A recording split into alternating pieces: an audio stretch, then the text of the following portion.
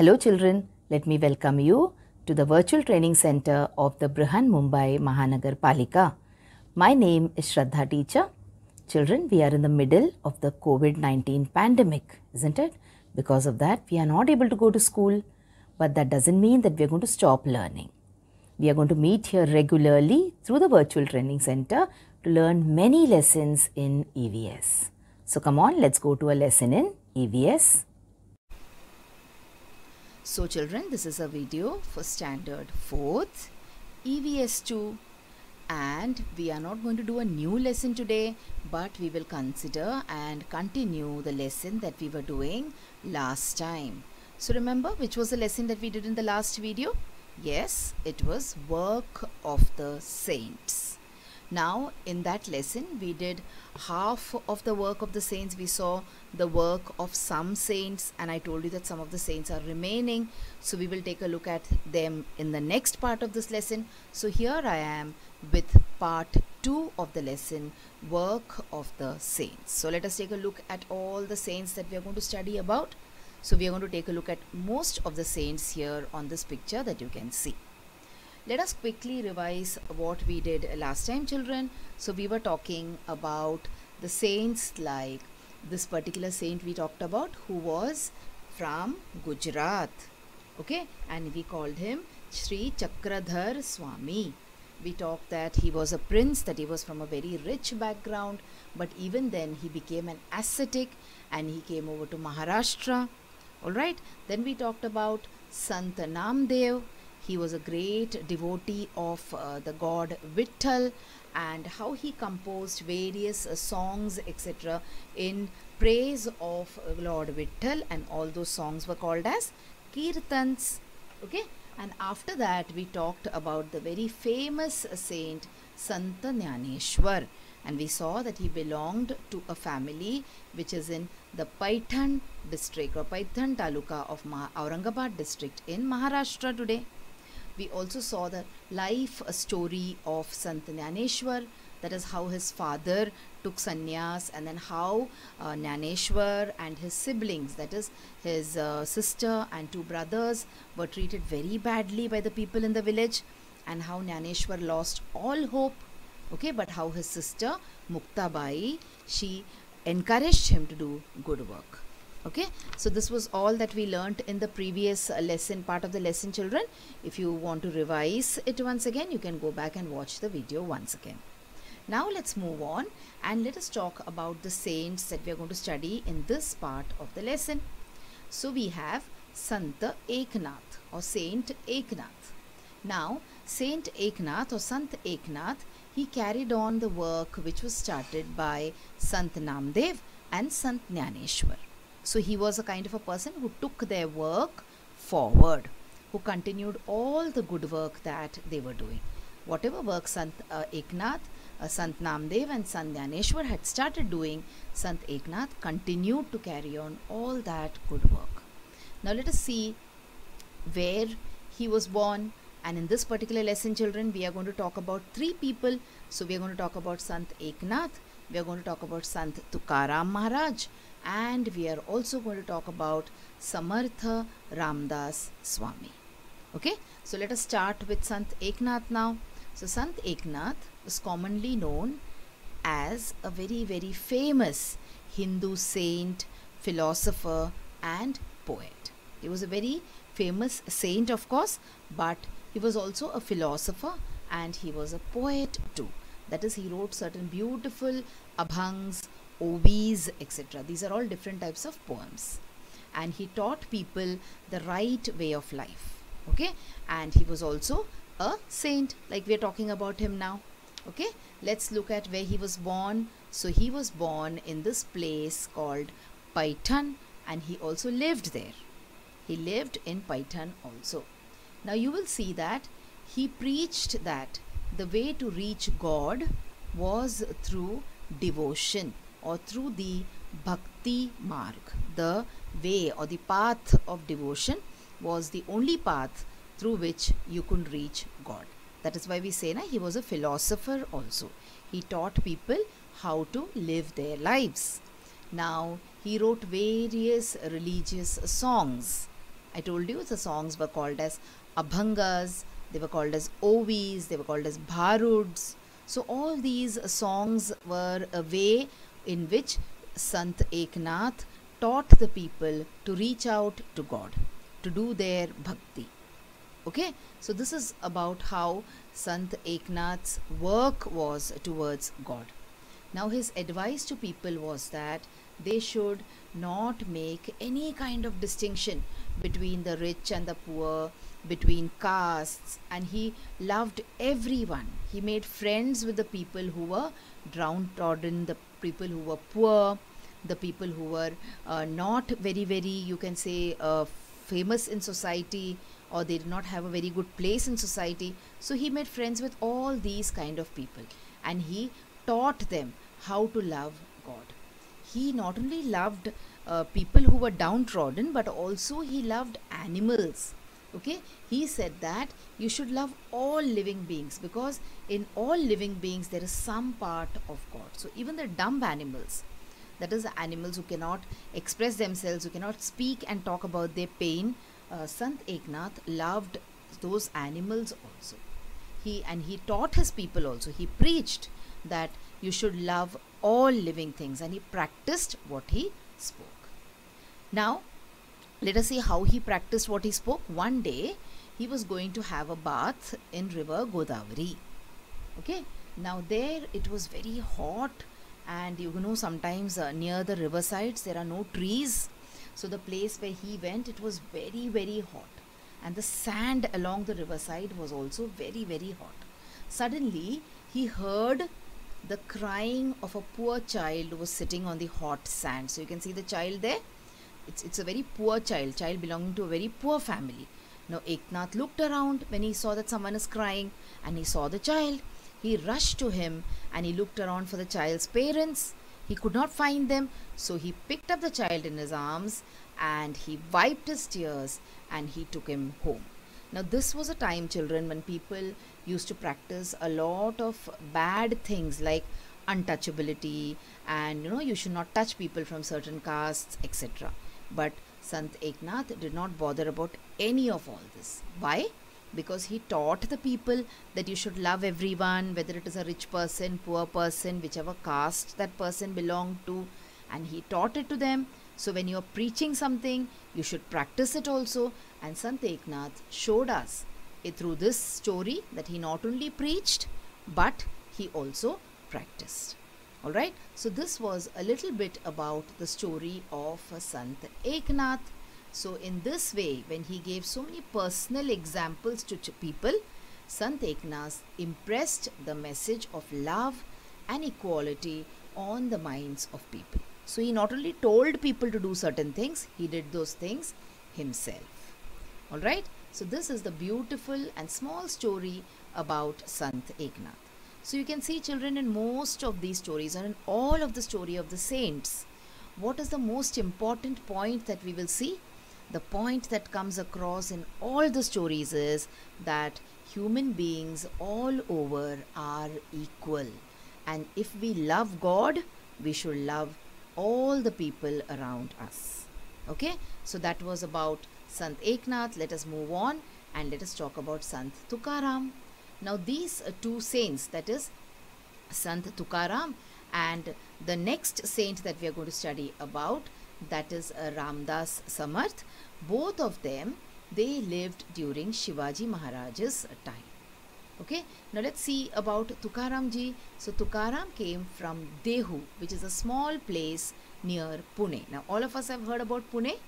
So there is a small place. If now you even have a railway station called as Dehu Road Railway Station. So he came from this place. He was born there, and these people, that is Tukaram's family, they owned a farm, and also he had a grocery store. So his family owned a farm, and they used to sell what all they produced on the farm in this grocery store. Now his forefathers, they used to lend money to the needy people. So you know who these money lenders are? They give you some money and they take a lot of interest also. So if you take 100 rupees from them, you will have to return maybe 200 rupees. So in a way, they, they take advantage, you can say, of the need of people. So Sant Tukaram's people also were money lenders, and Sant Tukaram, he was not very much in favor of his people treating other human beings like that and taking and extorting money from them. So one day what did he do?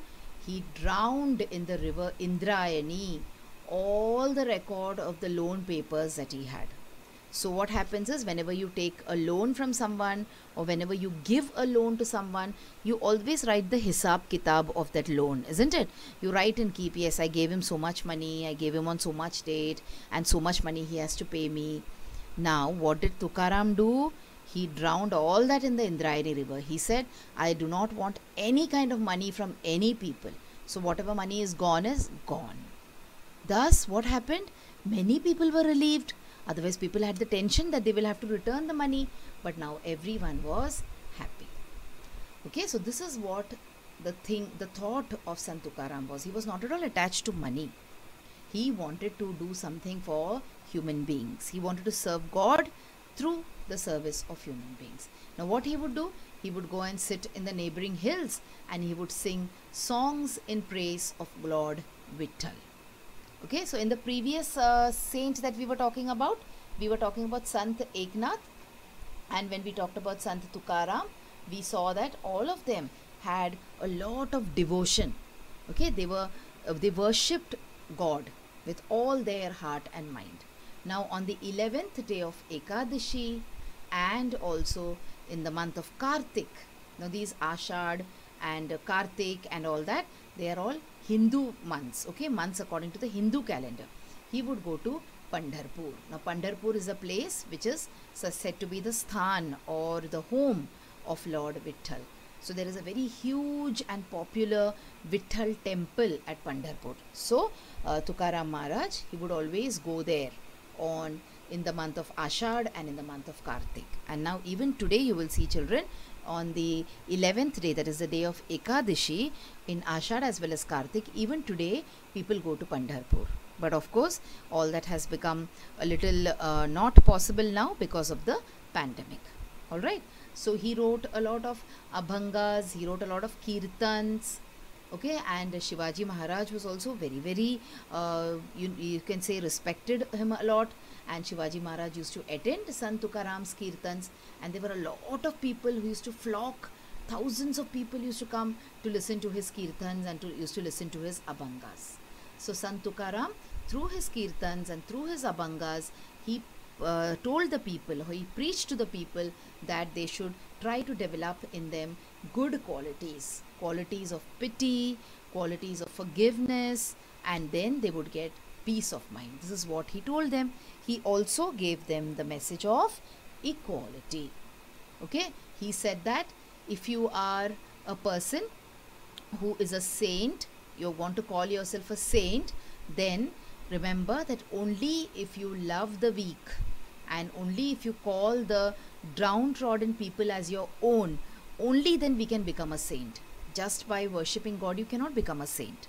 Okay, so God will live in those people who loves the weaker people, who loves the downtrodden people in society. So he tried to put this into the minds of people, and people accepted him as a great religious leader, children, and they showered him with a lot of praise. So even today in Maharashtra, we call him Gyanba Tukaram. So there are people have started calling him Gyanba. Gyanba means someone who has got a lot of knowledge. And the book that he wrote, that is Tukaram Gatha, that is read in every household even today. So people read the Tukaram Gatha. Why? Because to learn good things from it, to learn how you should live life, how you should devote your life for the betterment of the people in society who are weaker than you. Okay, so this was about the second saint for today, and that is Sant Tukaram. Let us now move on and talk about the last sant or the last saint that you have to learn about in our book, that is Samartha Ramdas. We also call him as Samartha Ramdas Swami sometimes. Now, at the same time, when Sant Tukaram was teaching the people, he was preaching and he was singing abhangas, he was singing kirtans, and he was bringing about awakening in the minds of the people. At around the same time, the hills and valleys of Maharashtra were filled with the echoes of Jai Jai Raghuveer Samartha. Jai Jai Raghuveer Samartha means we are singing praises to the great Lord Ram. Okay, so this thing also started, that is, there was another very very famous saint who started giving this cry that we should be singing glories to the great Lord Ram. And who was this person? He was none other than Samartha Ramdas Swami. Now, Samartha Ramdas Swami was born at Jamb. There is a place called Jamb on the banks of river Godavari in the Marathwada region of Maharashtra. So, Sant Ramdas Swami was also born in Maharashtra. He was born on the occasion of Ram Navami. Now, the exact year in which he was born is not very, you cannot be very sure, but his birthday falls on the date of on Ram Navami. That is probably in 1608. He was born around this time, a year here and there.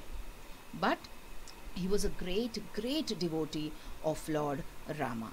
His real name was Narayana, but he preferred to call himself Ram Das. Now, Das means servant.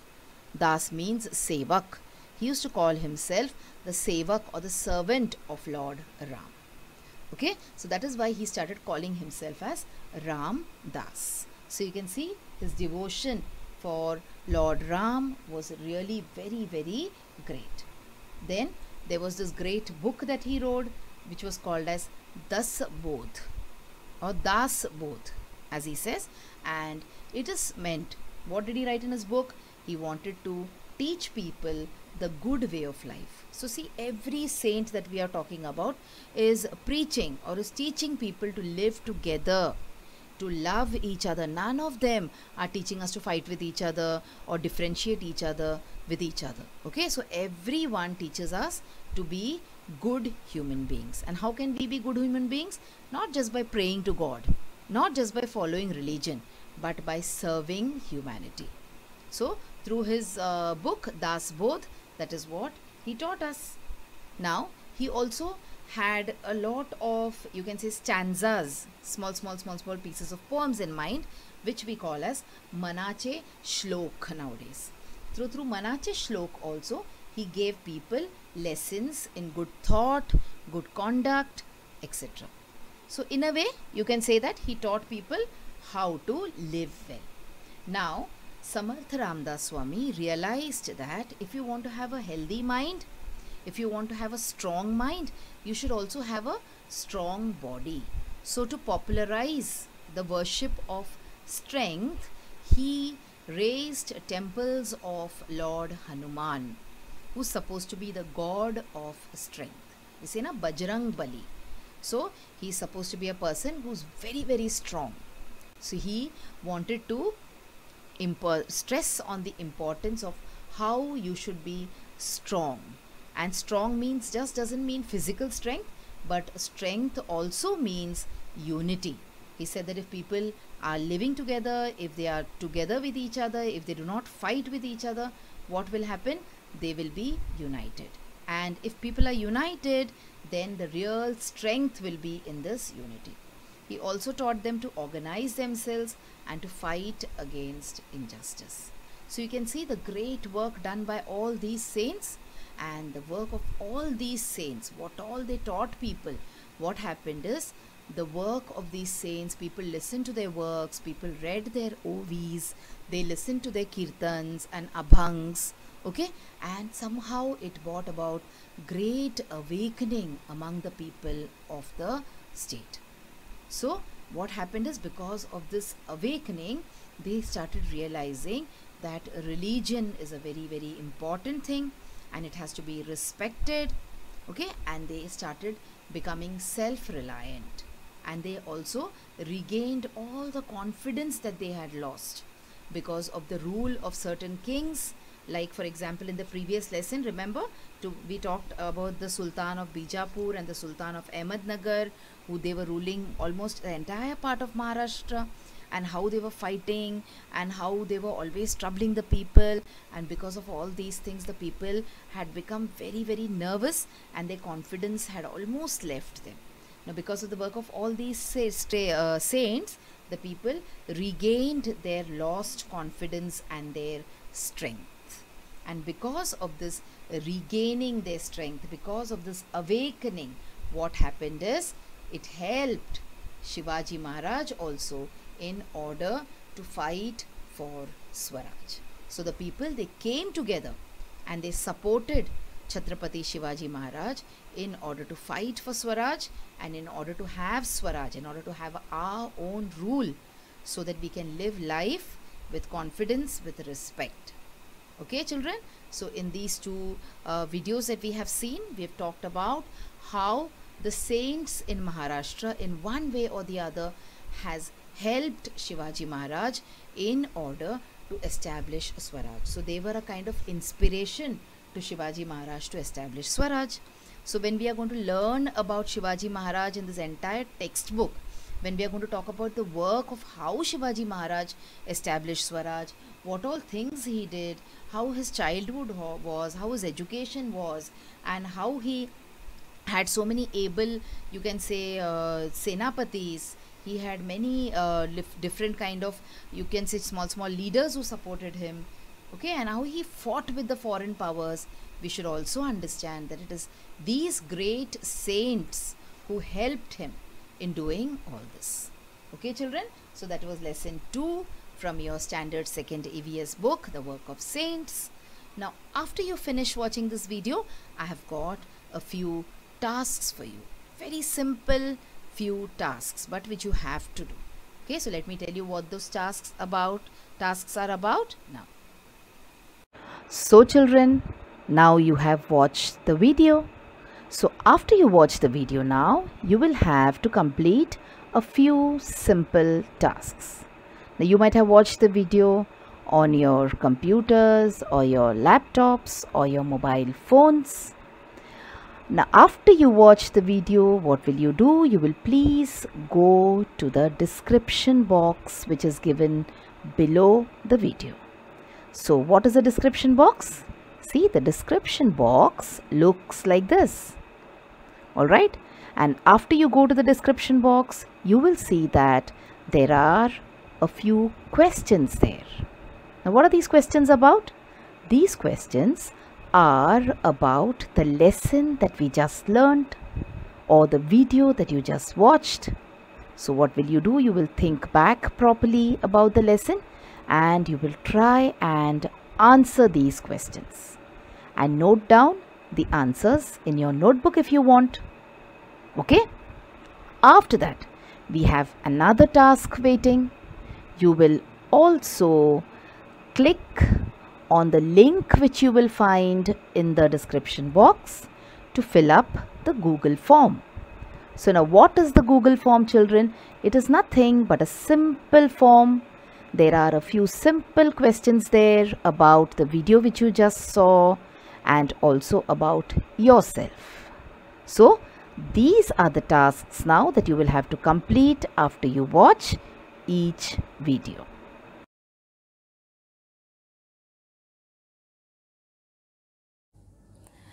So children, wasn't that a very interesting lesson? I'm sure you learned a lot of new things in this lesson. If you have liked this video, please hit the like button and also subscribe to my video so that you will get to see all the videos which I keep posting regularly.